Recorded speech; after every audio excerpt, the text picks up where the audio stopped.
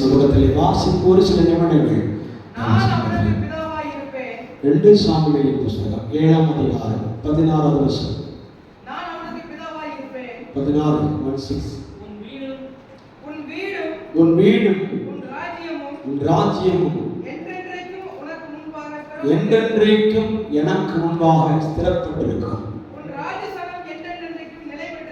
உன் ராஜஸ்தானம் என்றென்றைக்கும் நிலை பெற்றிருக்கும் என்றார் என்று சொல்லச் சொன்னார். எல்லா கண்களையும் அடைப்போம். எல்லா கண்களையும் ஆண்டுடைய சமூகத்தில் என்பதாக ஆண்டவர் வார்த்தையின் அடிப்படையிலே நம்மோடு பேசும்படியாக சில நிமிடங்கள் மட்டும் நாம் தியானிக்கப் போகிறோம். ஆமென். வெகுவான நேரங்களில் நாம் எடுக்க விரும்பவில்லை. சிறு குறுகிய நேரங்களில் கர்த்தர் நம்மோடு பேசுவாராக. ஹல்லேலூயா. சர்வவல்லவரே துதிக்கிறோம். மகிமையானவரே ஸ்தோத்திரம். வார்த்தைகளை உடைய சமூகத்தில் வைத்து ஜெபிக்கிறேன். எங்களோடு பேசுவீராக. தடைகள் விலகட்டும். மாம்சீகங்கள் வெளியரங்கமான மாம்சீகங்கள் விலகி போகட்டும். கர்த்தர் ஆவிக்குரியவர்கள் என்று எண்ணி பேசுகிறேன் என்று சொன்னேன். பிதாவாகி தேவா ஆண்டவரே, இந்த சபை நடுவில் இருக்கிற ஒவ்வொரு தேவ பிள்ளைகள் ஆவிக்குரியவர்களாய் மாம்சத்தை களைத்து ஆண்டுடைய சமூகத்திலே ஆவியை தரித்துக் கொண்டு நீ சமூகத்தில் இருக்கிறபடியா நீ பேசுகிற ஒவ்வொரு வார்த்தையின் ஆவியின் அடிப்படையிலே பரிசுத்த ஆவியானவரே ஆண்டவரே வழி நடத்துதலின்படி எங்களோடு பேச வேண்டும் என்று ஜெபிக்க தடைகள் விலகட்டும். ஆவியானவர் பொறுப்படுத்திக் கொள்கிறார். நல்ல வசனங்களை எங்களுக்கு தார், மேன்மைப்படுத்தும். ஆசீர்வதியும். இயேசு கிறிஸ்துவின் நாமத்தில் கேட்கிறோம் இந்த ஜீவனுள்ள நல்ல தகப்பனே, ஆமென். அல்லேலூயா. ஜெயம் சொல்லலாமா? இந்த இடத்துல ஒரு வசனத்தின்படி வாசிக்கிறோம். உன் வீடும் உன் ராஜ்யமும் என்றென்றைக்கும் எனக்கு முன்பாக ஸ்திரப்பட்டிருக்கும். சொல்லலாமா? சொல்லலாமா? வசனத்தை அவன் பிதாவாகிய தேவன் தாவீதிற்கு எடுத்து சொல்லும்படிக்கு நாத்தான் தீர்க்கதரிசியிடத்திலே கர்த்தர் சொன்ன வார்த்தை. அல்லேலூயா. நாத்தான் அந்த நாட்களிலே, தாவீதின் நாட்களில் நாத்தான் என்று சொல்லப்படுகிற ஒருவர் தான் தீர்க்கதரிசியாக இருந்தார். அந்த தீர்க்கதரிசி சொல்லுகிற வார்த்தைகளை தான் அந்த ஊரார்கள், தேசத்தில் இருக்கிற யாவரும் நம்புவது மாத்திரமல்ல, அதன்படி கடைபிடிக்கவும் செய்கிறவர்கள். இல்லையா சொல்லாமா? நாத்தான் தீர்க்கதரிசி தான் நம்பர் 1 ப்ராபஸ். அப்படின்னா நம்பர் 1 தீர்க்கதரிசி. அன்றைக்கு இருக்கிற காலைகளிலே நம்பர் 1 தீர்க்கதரிசி யாருன்னா நாத்தான் தீர்க்கதரிசி. இல்லையா சொல்லாமா? அந்த தீர்க்கதரிசி இடத்திலே தான் கர்த்தராகிய தேவன் தாவீதிடத்திலே சில வார்த்தைகளை சொல்லும்படி அனுப்பி வைத்தார். அல்லேலூயா. என்ன வார்த்தை என்று சொன்னால், அவர் முதலாவது சொல்லுகிறார், உன் வீடும் உன் ராஜ்யமும் என்றென்றைக்கும் எனக்கு முன்பாக ஸ்திரப்பட்டிருக்கும். இல்லையா சொல்லாமா? யாருக்கு முன்பாக ஸ்திரப்பட்டிருக்குமா? எனக்கு முன்பாக. அப்படின்னா கர்த்தருக்கு முன்பாக. யாருக்கு முன்பாகவும் அல்ல, உலகத்தாருக்கு முன்பாக அல்ல, உலக பட்டணத்திற்கு முன்பாக அல்ல, அவன் கர்த்தருக்கு முன்பாக எந்த வீடு அல்லது ராஜ்யம் ஸ்திரப்பட்டிருக்கிறதோ அவர்களை பெருவெள்ளங்களுக்கும் புயல் காட்சிகளுக்கும் வெயில்களுக்கும் சேதமில்லாமல் பாதுகாப்பார். அல்லேலூயா சொல்லாமா? அல்லேலூயா சொல்லாமா? ஸ்திரப்பட்டிருக்கிற வெளிப்படையான காரியங்களை பார்த்து ஸ்திரப்பட்டிருக்கிறார்களே என்று நினைக்க கூடாது. அல்லேலூயா சொல்லாமா? யாரெல்லாம் கர்த்தருடைய பார்வையில் கர்த்தருடைய சமூகத்திற்கு முன்பாக எனக்கு முன்பால் இவர்கள் ஸ்திரப்பட்டிருப்பார் என்ற கேள்வி தேவனுடைய சமூகத்தில் வர வேண்டும். அல்லேலூயா சொல்லாமா?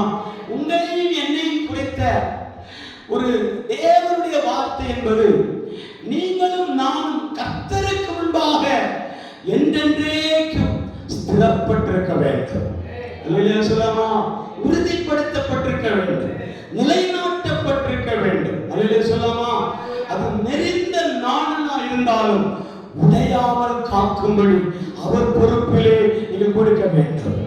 அல்லேலூயா சொல்லாமா? நெறிந்த நாணல் என்பது ஒரு இங்க விவசாயம் பண்ணுவாங்க, மாட்டுக்கு கொடுக்கப்படுகிற தீவனம் என்று.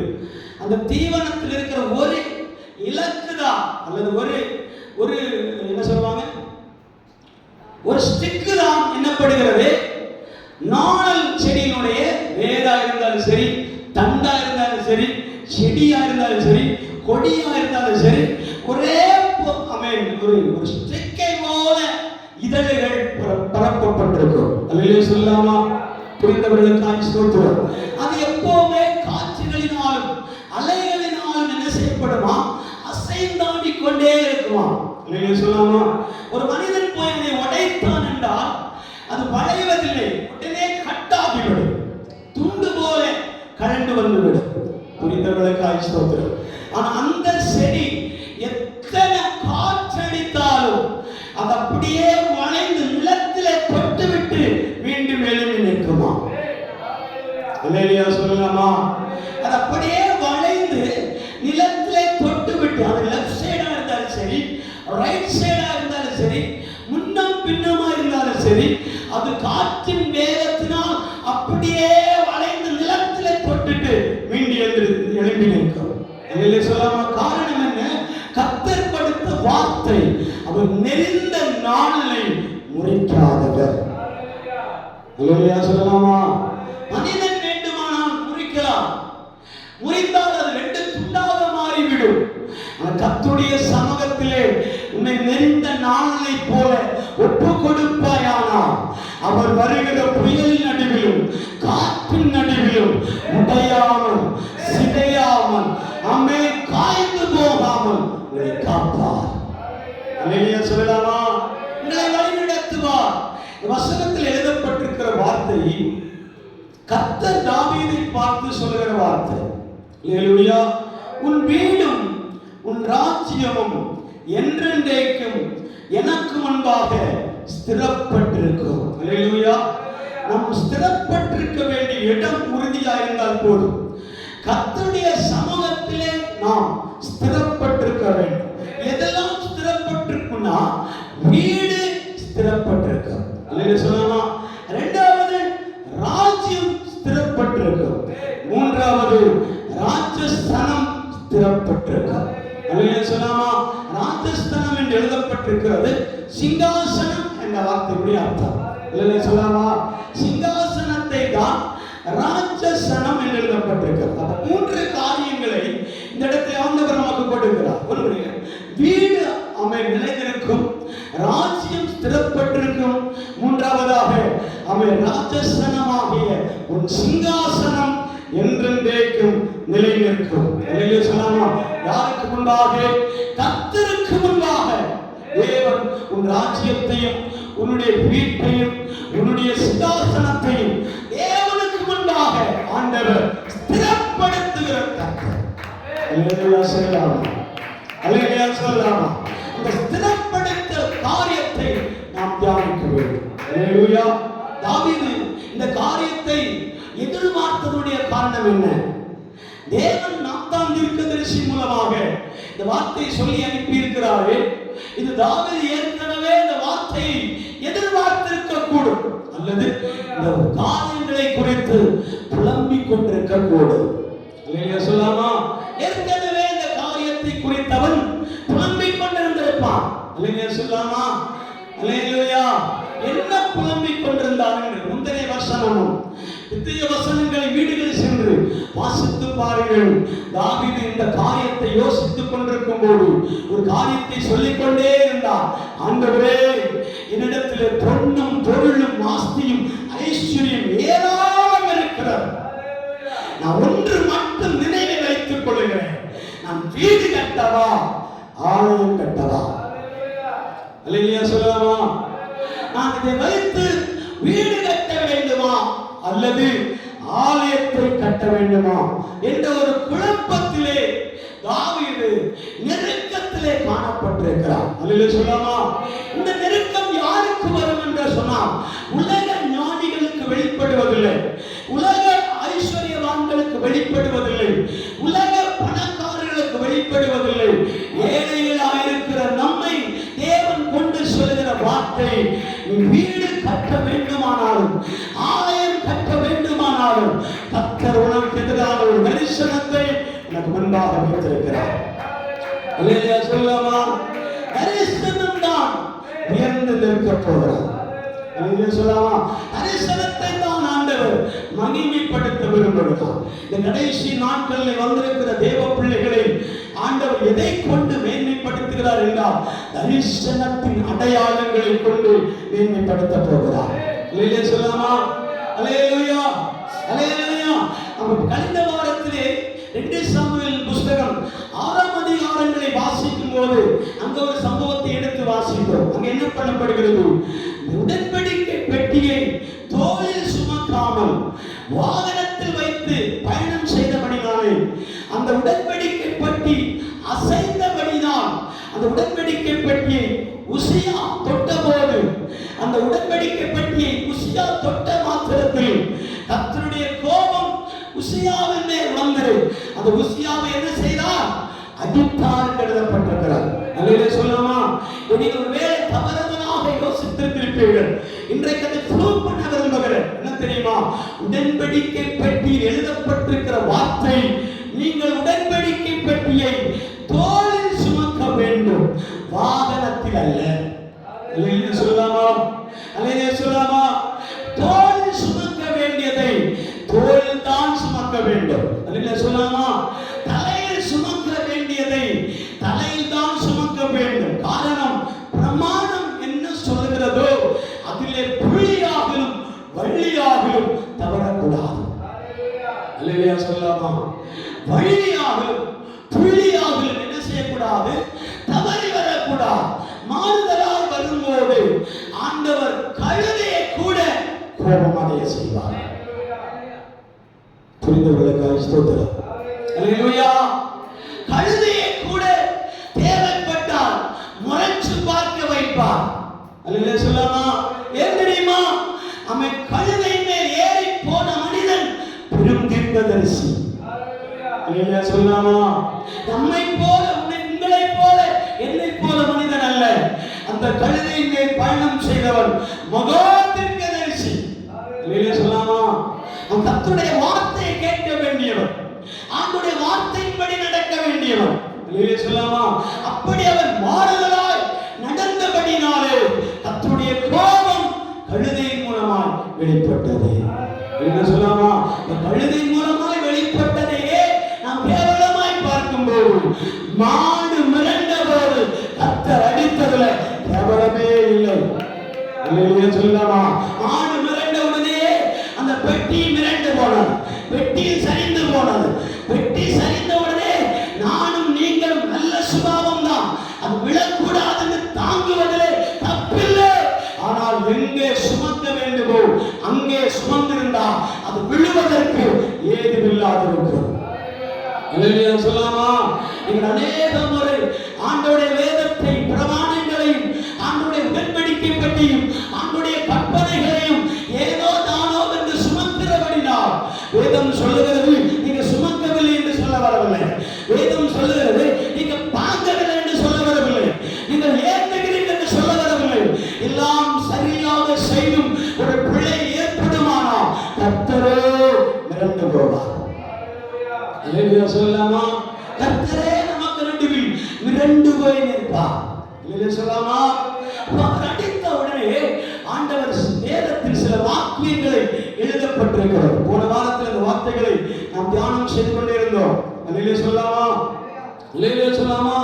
கர்த்தர் ஆரோனுடைய கோல் துளிர்விட்டதை போலவும் மோசே சீனாய் மலையிலிருந்து கொடுத்த கற்பனையை அந்த பெட்டிக்குள்ளே இருந்தபடினாலும், மன்னா வைக்கப்பட்ட பொன் பாத்திரம் அந்த உடன்படிக்கை பெட்டிக்குள் இருந்தபடினாலும் ஆண்டவர் அதை என்ன செய்தார்? சுமக்கும்படி செய்தார். அல்லேலூயா சொல்லலாமா? சுமக்கும்படி சொன்னார் எழுதப்பட்டிருக்கிறது. அல்லேலூயா. இந்த உடன்படிக்கை பெட்டிகள் ஓபேத்-ஏதோமுடைய வீட்டுக்குள் இருக்கிறபடினாலே அந்த ஓபேத்-ஏதோமுடைய வீட்டையும் அவனுக்குண்டான சகலவற்றையும் ஆண்டவர் என்ன செய்தார்? ஆசீர்வதிக்க தொடங்கினார். கலந்த வாரத்தினுடைய காட்சி. அல்லேலூயா சொல்லலாமா? கலந்த வாரம் இந்த வார்த்தைகள் எல்லாம் பேசப்பட்டிருக்கிறார். இப்படி ஆசீர்வதித்துக் கொண்டிருக்கிறதை தாவீது அரண்மனையிலிருந்து கேள்விப்பட்ட போது அந்த உடன்படிக்கை பெட்டியை தன் நகரமாகிய தன்னகரமாகிய தாவீதின் பட்டணத்திலே அந்த உடன்படிக்கை பெட்டி வரவழைக்கப்பட்டது. அல்லேலூயா சொல்லாமா. கொண்டு வந்த உடன்படிக்கை பெட்டியை மறுபடியும் எங்கேதான் வைத்தார்கள்? திரைச்சீலைக்குள்ளே மறைத்து வைத்தார்கள். அல்லேலூயா சொல்லாமா. திரைச்சீலைக்குள்ளேதான் மறைக்கப்பட்டிருக்கிறது. அந்த ஆசரிப்பு கூடாரம், மகா பரிசுத்த ஸ்தலம், பரிசுத்த ஸ்தலம், பிரகாரம் என்று 3 பகுதிகளால் பிரிக்கப்பட்ட அந்த ஆசரிப்பு கூடாரம் கட்டிடங்களினாலேயோ கான்கிரீட்டுகளினாலேயோ மூடப்படவில்லை. அது வெறும் திரைச்சீலைகளினாலும் தாழ்பாய்களினாலும் மூடப்பட்டிருந்தது. அல்லேலூயா. அதே போலதான் இன்று தாவீது அந்த நாட்களில் உடன்படிக்கை பெட்டி வெறும் தாழ்பாய்களுக்குள்ளே வைக்கப்பட்டிருக்கிறதை கண்டவுடன் தாவீது ஒரு ஓரத்திலே போய் பார்த்து அழத் தொடங்கினான். ஆண்டவரே, அந்த வசனத்தை எடுத்து வாசி பார்க்கலாம். கேதுரு மரங்களினால் கட்டப்பட்டிருக்கிற வசனத்தை சொல்லி வாசிங்க. 7ஆம் அதிகாரம் 2ஆம் வசனம் வாசிங்க. ராஜா தீர்க்கதரிசியாகிய நாத்தானை நோக்கி கேதுரு மரங்களால் செய்யப்பட்ட வீட்டிலே நான் வாசம் பண்ணும்போது தேவனுடைய பெட்டி திரைகளின் நடுவே வாசமாயிருக்கிறதே என்றார். திரைகளின் நடுவே வாசமாயிருக்கிறதே என்றார். போதும். அல்லேலூயா சொல்லாமா. ராஜாவாகிய தாவீது நாத்தான் தீர்க்கதரிசி பார்த்து ஒரு வார்த்தை சொல்லுகிறார். ஆமென். தேவனே, கேதுரு மரங்களால் செய்யப்பட்ட வீட்டிலே நான் வாசம் பண்ணும்போது தேவனுடைய பெட்டி திரைகளின் நடுவிலே வாசமாயிருக்கிறதே என்று புலம்புகிறார்.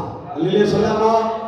திரைகளுக்குள் இருக்கிற உடன்படிக்கை பெட்டி வெயிலினாலும் மழையினாலும் காற்றுகளினாலும் சேதம் அடையக்கூடிய ஒரு பகுதியிலே தான் உடன்படிக்கை பெட்டி இருக்கிறது. அல்லேலூயா சொல்லாமா. நானோ கர்த்தர் கொடுக்கிற கேதுரு மரங்களினால் செய்யப்பட்ட அழகான வீட்டிலே உட்கார்ந்து இருக்கிறேன். அல்லேலூயா சொல்லாமா. அல்லேலூயா சொல்லாமா. உங்களுக்கு கேள்விகள் எழும்ப வேண்டும். வீட்டை கட்டுவதா, ஆலயம் கட்டுவதா? அல்லேலூயா சொல்லாமா. ஆலயம் என்பது இந்த வல்லமையின் ஆலயத்துடைய கட்டிடத்தை நான் சொல்ல வரவில்லை.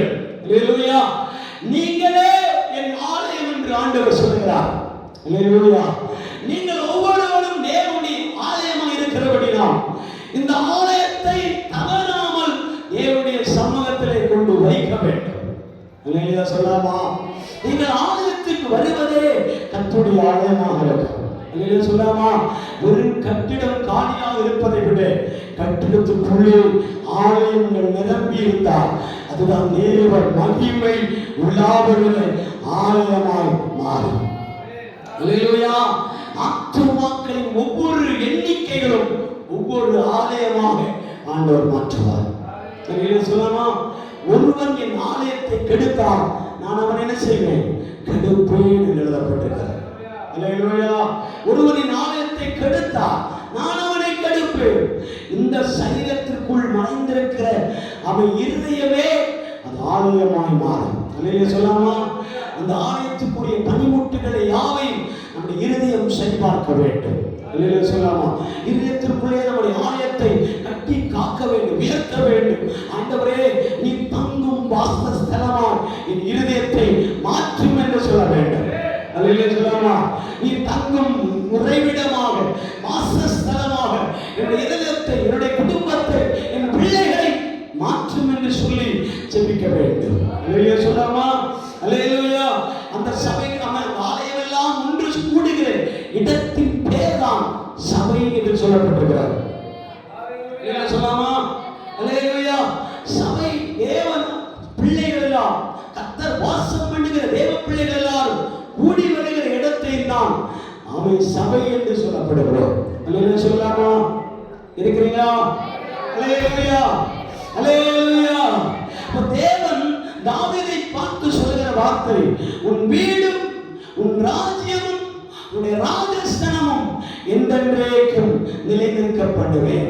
இந்த வார்த்தையை தேவன் அவனிடத்திலே சொல்ல காரணம் என்னவென்றால், அவன் முந்தைய வசனத்திலேயே சொல்லுகிறான், ஆண்டவரே, நாம் கேதுரு மரத்தினால் உண்டான வீடுகளில் வாசமாய் இருக்கிறதை பார்க்கிறோம்.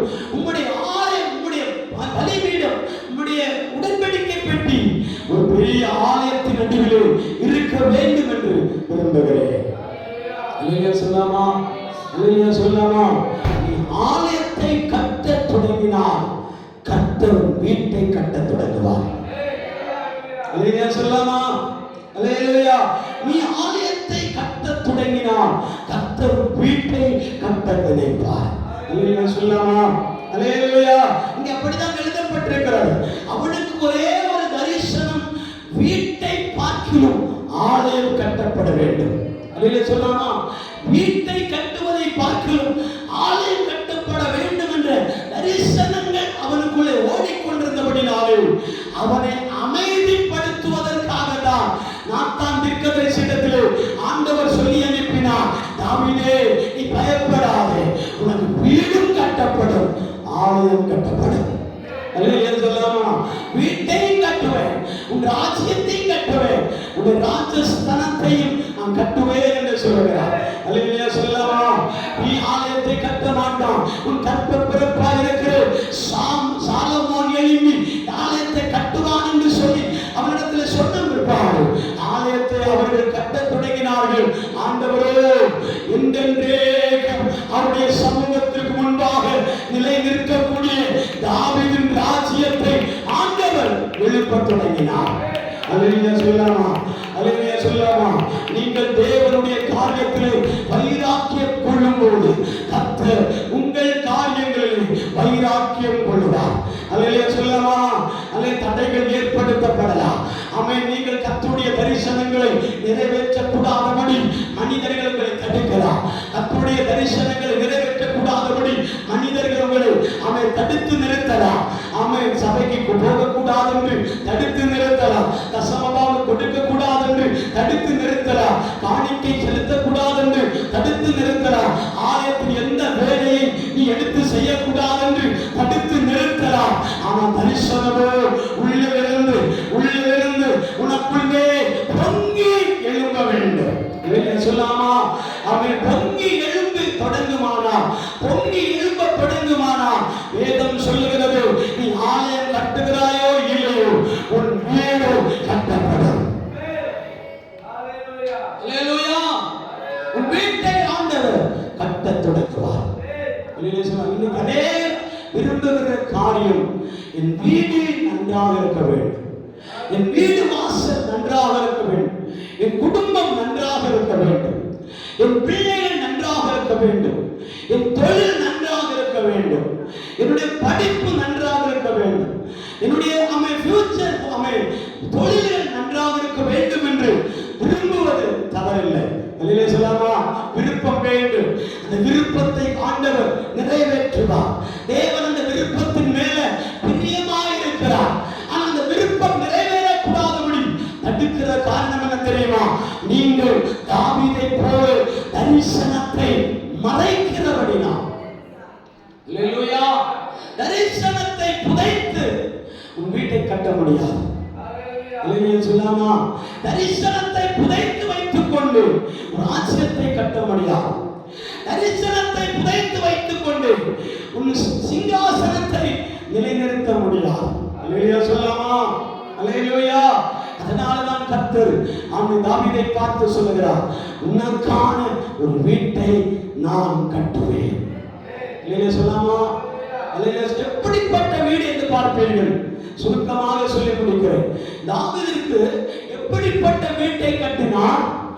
அவன் மொட்ட மாடியில் நின்று பால்கடியில் நின்று கொண்டு பட்டணத்தின் வீதியிலே உலாவி நடனம் செய்து வருகிற தாவீதை பார்க்கக்கூடிய அளவில் உயரமான கட்டிடம்.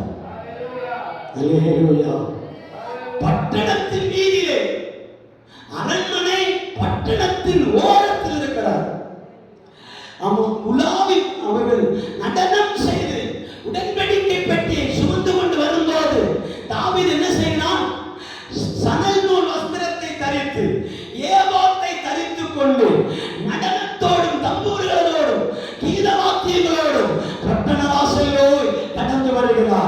அல்லேலூயா சொல்லாமா. நடந்து வருகிறதை யார் பார்க்கிறார்? தன் மனைவியாகிய மீகாள் எங்க நின்று பார்க்கிறார்? பால்கனி மேலே. அல்லேலூயா சொல்லாமா. பட்டணத்தின் நடுவில் இருக்கிற காட்சியை நீ பட்டணத்தின் வாசல் நின்று கொண்டு பார்க்க வேண்டுமானால் எத்தனை அடி உயரமான கட்டிடத்தை நீ செய்திருக்க வேண்டும், கட்டியிருக்க வேண்டும். அல்லேலூயா சொல்லாமா.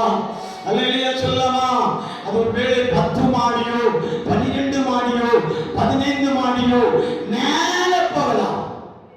அல்லேலூயா சொல்லாமா. கர்த்தர் அப்படி கட்டி வைத்து ஆமென் மீகாள் தாவீதை பார்க்கிற அளவிற்கு உயரமான கட்டிடம். அல்லேலூயா சொல்லாமா. அல்லேலூயா. அப்ப தேவன் அப்படிப்பட்ட ஒரு வீட்டை தாவீதுக்கு கட்டினார். அல்லேலூயா சொல்லாமா. இரண்டாவது, உன் ராஜ்யம் எனக்கு முன்பாக ஸ்திரப்பட்டிருக்கும். அல்லேலூயா சொல்லாமா. ராஜ்யம் என்று சொன்னால் என்ன? இந்தியாவை ஆளப் போகிற ராஜ்யமா? அமெரிக்காவை ஆளப் போகிற ராஜ்யமா? அல்லேலூயா சொல்லாமா. நான் முதல்ல பிரசங்கத்தை ஆரம்பிக்கும் போதே சொன்னேன், இது வெளிப்பிரகாரமான காரியம் அல்ல, ஆவியானவரோடு சேர்ந்த காரியம். அல்லேலூயா சொல்லாமா. அல்லேலூயா சொல்லாமா. கர்த்தருடைய ராஜ்யம் எப்போது வரும் என்று மத்தேயு சுவிசேஷத்தில் ஜனங்கள் எல்லாம் கேட்க தொடங்கினார்கள். ஆண்டவரே, உம்முடைய ராஜ்யம் எப்போது வரும்? அல்லேலூயா சொல்லாமா. அல்லேலூயா சொல்லாமா. அப்படி சொல்லும்போது இயேசு சொல்லுகிறார், சிலர்கள் அங்கே என்றும் சிலர்கள் இங்கே என்றும் சிலர்கள் வந்து கொண்டிருக்கிறது என்று சொன்னாலும் நீங்கள் என்ன செய்யாதீங்க, நம்பாதீர்கள். அல்லேலூயா சொல்லாமா. வசனத்தின் இந்த வாசியம் நாம் எடுக்கவில்லை. இந்த வசனத்தில் எழுதப்பட்டிருக்கிறது, சில கன்னிமார்கள், சில சகோதரர்கள், சில மனிதர்கள் இயேசுவை பார்த்து கேட்கிறார்கள், ஆமென் ஆண்டவரே, நாங்கள் இங்கே இயேசு வருகிறார் என்று, அங்கே இயேசு வருகிறார் என்று, ஆமென் வடக்கே இயேசு வருகிறார் என்று சொல்ல கேட்கிறோமே, இது எதற்கு அடையாளம் என்று சொல்லி கேட்பார்கள். வாசிங்கள். இயேசு அவர்களை நோக்கி இவைகளெல்லாம் பார்த்தீர்களே, ஒரு கல்லின் மேல் கல் இராதபடிக்கு எல்லாம் இடிக்கப்பட்டு போகும். உங்களுக்கு சொல்லுகிறேன் என்றார். பின்பு அவர் ஒலிவமலையின் மேல் உட்கார்ந்திருக்கையில் சீஷர்கள் அவரிடத்தில் தனித்து வந்து, இவைகள் எப்பொழுது சம்பவிக்கும்? உம்முடைய வருகைக்கும் உலகத்தின் முடிவுக்கும் அடையாளம் என்ன?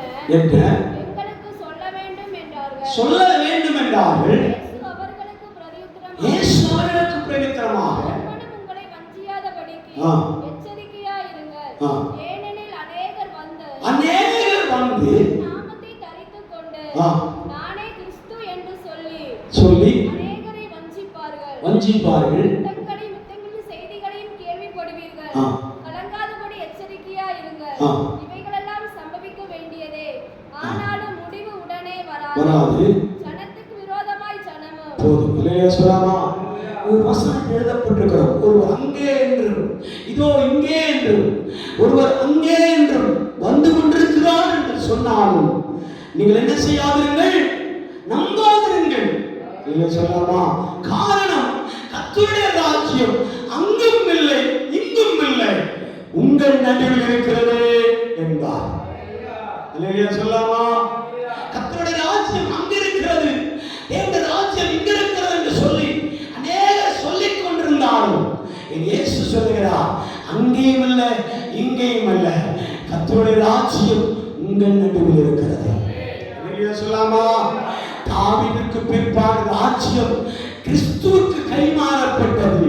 கிறிஸ்துவுக்கு பிற்பாடு கிறிஸ்துவை பின்பற்றுகிற உங்களுக்கு அந்த ராஜ்யத்தை கர்த்தர் கைமாறுகிறார். அல்லேலூயா சொல்லாமா. அல்லேலூயா சொல்லாமா. ஈசாயின் அடிமரத்திலிருந்து ஒரு கிளை தோன்றி அது ராஜ்யத்தை மூடிக்கொள்ளும். அல்லேலூயா சொல்லாமா. அதுதான் தாவீதுடைய ராஜ்யம். அல்லேலூயா சொல்லாமா. தாவீதுடைய ராஜ்யம் என்றென்றைக்கும் எனக்கு முன்பாக ஸ்திரப்பட்டிருக்கும் என்று சொல்லியிருக்கிறார். அல்லேலூயா சொல்லாமா. தாவீது மறைந்து போனார்.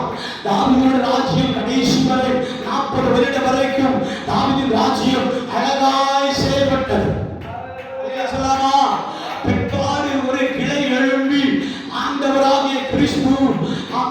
ஒலிவமலை பிரசங்கத்தில் உலாவி கொண்டிருக்கும் போது ஒருவன் தரிசனமாய் கண் காணாத ஒரு மனிதன், கண் பார்வையற்ற ஒரு மனிதன், கண் இருக்கும் போதல்ல கண் இல்லாத ஒரு மனிதன் சொல்லுகிறார், இவர் வேறு யாரும் அல்ல, இவர் தாவீதின் குமாரனாகிய கிறிஸ்துவே.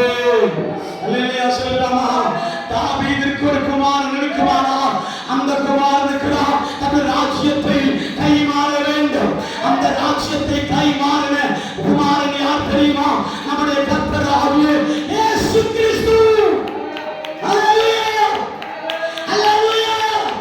அந்த இயேசு கிறிஸ்து தான் தாவீதின் குமாரனாய் இருக்கிறார். அந்த கிறிஸ்து ராஜ்யபாரம் பண்ணுகிறார்.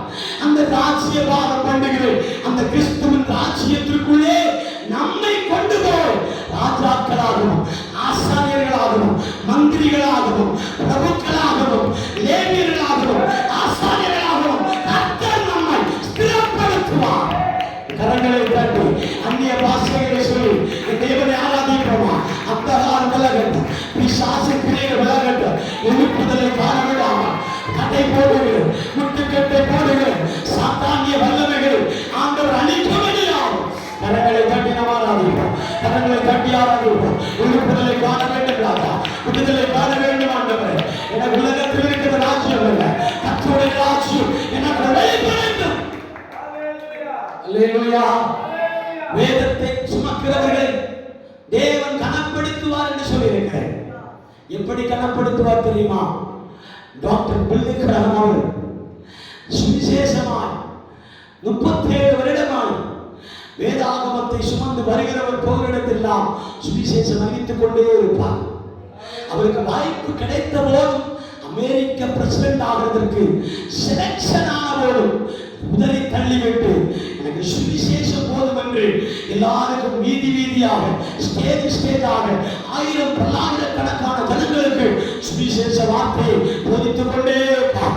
ரோமர் 6ஆம் அதிகாரம், ரோமர் 9ஆம் அதிகாரம் தான் அவருடைய பிரசங்கத்தோடைய நம்மை தலைக்கட்டு நிறுவப்பட்டிருக்கிறார்.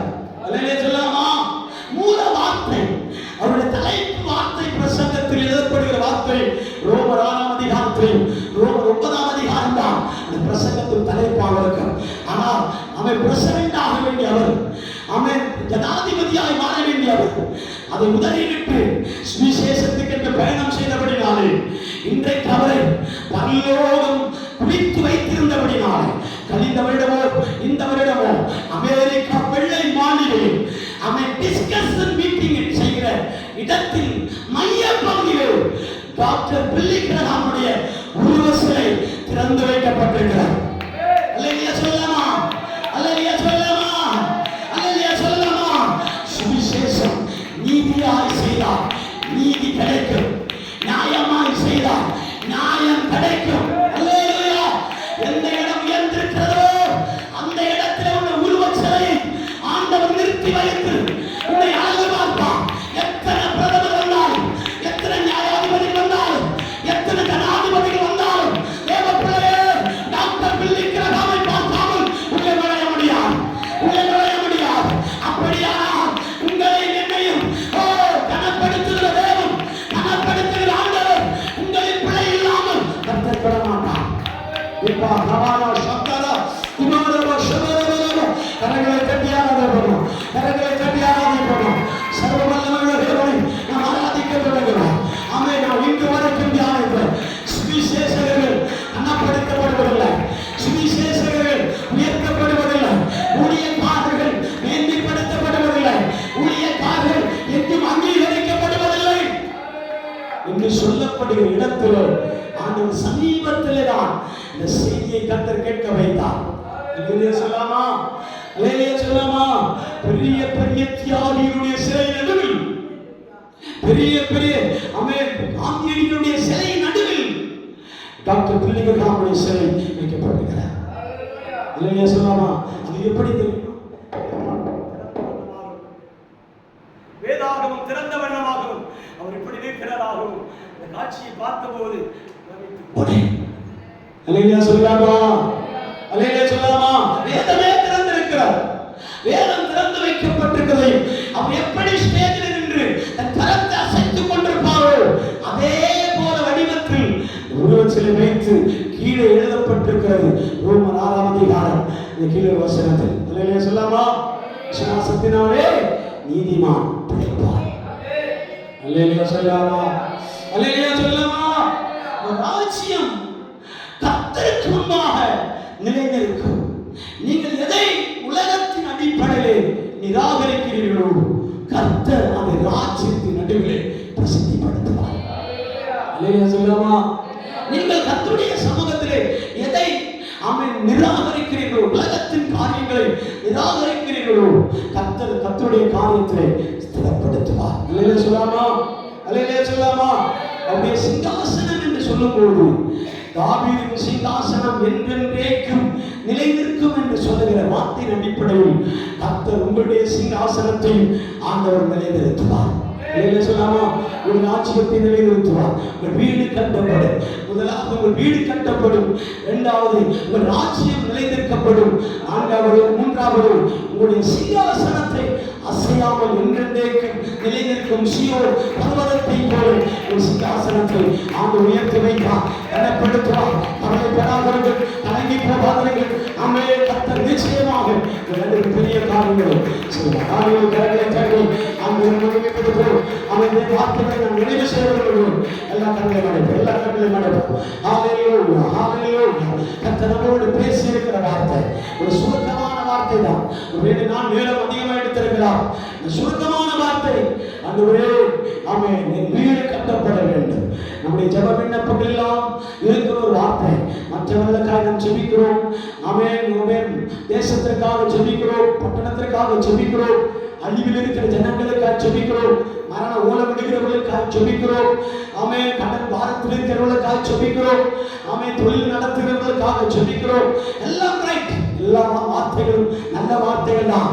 ஆனால் ஒன்று நினைத்துக் கொள்ளுங்கள், ஆண்டவரே, என் வீடு கட்டப்படுவதற்கு மேலாக என்னுடைய ஆலயம் கட்டப்பட வேண்டும். அவருடைய ராஜ்யத்தை குறித்த தரிசனம் நமக்கு இருக்குமானால் உங்களையும் ஆண்டவர் பாதுகாப்பார், உங்கள் மனைவியை கர்த்தர் பாதுகாப்பார், உங்கள் பிள்ளைகளை கர்த்தர் பாதுகாப்பார். உங்கள் பிள்ளைகள் திசை கெட்டு போவதில்லை. இந்த பரிசுத்த வழியை கடந்து வருகிற தேவ பிள்ளைகளை ஆண்டவர் திசை கெட்டு போக விட மாட்டார். நீங்கள் கர்த்தருடைய பார்வையில் நேர்மையாய் நடந்தால் உங்கள் பார்வையிலே உங்கள் பிள்ளைகள் நடக்கும்படி கர்த்தர் கண்ட்ரோல் பண்ணிக்கொண்டே இருப்பார், கண்ட்ரோல் பண்ணிக்கொண்டே இருப்பார். உங்களை நடத்துகிறவர் நான் அல்லவோ என்று கர்த்தர் சொல்லுகிறார். உங்களை நடத்துகிறவர் நான் அல்லவோ. இதையோ கேட்ட ஆண்டவர், நான் எப்படி நடக்கிறேன், நான் எப்படி போகிறேன், எப்படி இதை மேற்கொள்ள முடியும்? ஹல்லேலூயா.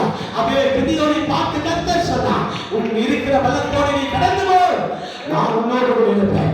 உன்னை நடத்துகிறவர் நான் அல்லவா, நான் அல்லவா. மோசேயை பார்த்து சொன்னார், உன்னை நடத்துகிறவன் நான் அல்லவா.